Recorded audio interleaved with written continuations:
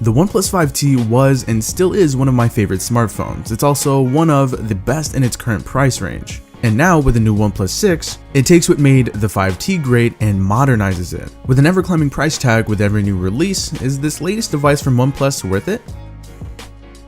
Let me give it to you straight from the jump.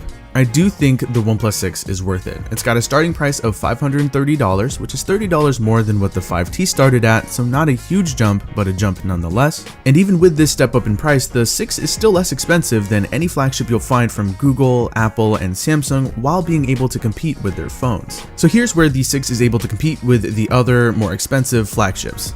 Hardware.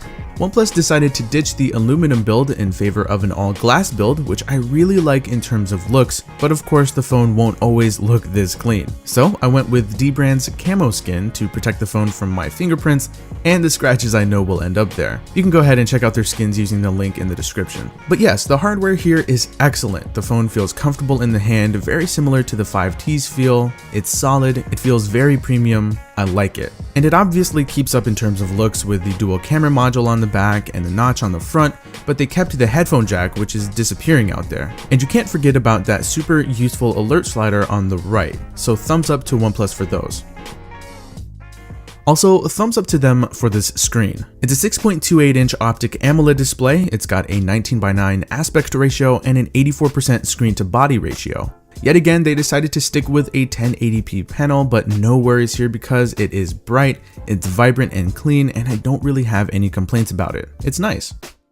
Next category where the 6 is able to compete and perhaps beat others out is user experience. With the 6, you're getting that classic, clean, and blazing fast OnePlus experience as expected. As of this video, my 6 is running Android 8.1 Oreo with Oxygen OS 5.1.5 layered on top. Oxygen OS has to be my favorite layer or skin on top of Android. You get super fast software updates, and it's pretty much pure Android with all those little tweaks and customizations we know and love. Now, something to note here would be the navigation gesture system. This is an option in the settings where you can get rid of the normal 3-button nav bar and use swipe up gestures instead. They do need some work, but they function pretty well, and I've been using them ever since I got the phone. While I really enjoy how clean the UI looks without the buttons, overall functionality is definitely missed with the loss of application quick switching and triggering Google Assistant. Some other things here are the ability to completely hide the notch if for some reason you just can't stand it being there. You can lock applications if you'd like. You've got loads of gestures and more. Continuing on with user experience, the 6 is very fast in pretty much everything it does. From unlocking the phone with a fingerprint reader and face unlock, which I love by the way, swiping around and bouncing in between applications, to charging the phone with dash charge, which is only the fastest charging option through a cable out there. Everything is fast. I haven't experienced any lag, any stutters, hiccups, or anything abnormal. Powered by the latest and greatest Snapdragon 845 CPU, Adreno 630 GPU, and a minimum of 6GB of RAM, everything you do on a smartphone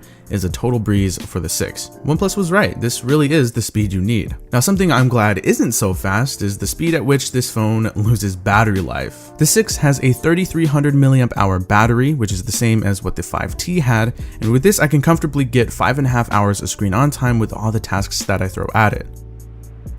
Lastly, the other category where this phone can compete in is the camera category. So no, the OnePlus 6 cameras won't beat out the likes of Samsung, Google, or Huawei completely, but results are absolutely nothing to sneeze at, and you can get some really good looking shots with these cameras. Pictures come out with a nice detail, good exposure, solid color reproduction. They're sharp, although sometimes too sharp, especially with the front-facing camera. Low light performance has gotten a good amount better as well. Now, shots can turn out to be a bit on the warmer side, but if I'm being completely honest here, I am quite pleased with the results I get from the 6's set of cameras, mainly because of the phone's price. Of course, a $500 phone isn't supposed to have better cameras than more expensive flagships, but the fact that results are competitive is very impressive and it speaks volumes. On the video side of things, the 6 can now shoot in 4K at 60 frames per second with optical image stabilization, which is nice. It also has dual microphones, so audio and video recordings sound good. It can shoot in slow motion at 240 frames per second in 1080p. Results here are pretty solid, and 480 frames per second in 720p as well. So the cameras aren't perfect. Like I said, some pictures can come out over sharpened. It may not be horrible, but the portrait mode still isn't up to par. But again, this is a $530 phone, and for that, These cameras are pretty darn impressive. Okay, so the OnePlus 6 is not a perfect phone. In fact, some people, including myself, may call the phone's feature set a little bit of a letdown, and here's why. So you know how the phone has this beautiful all-glass design and how glass backs open the door for wireless charging?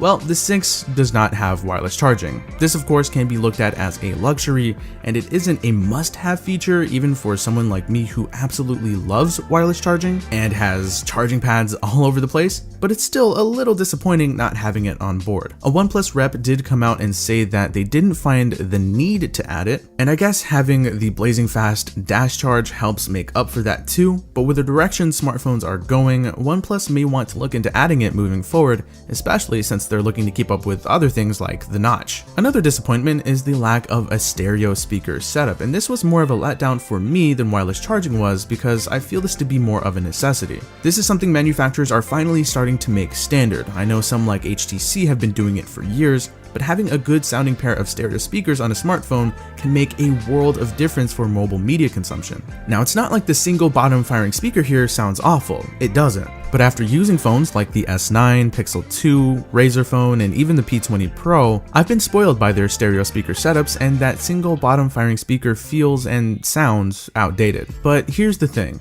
are these two things total deal breakers?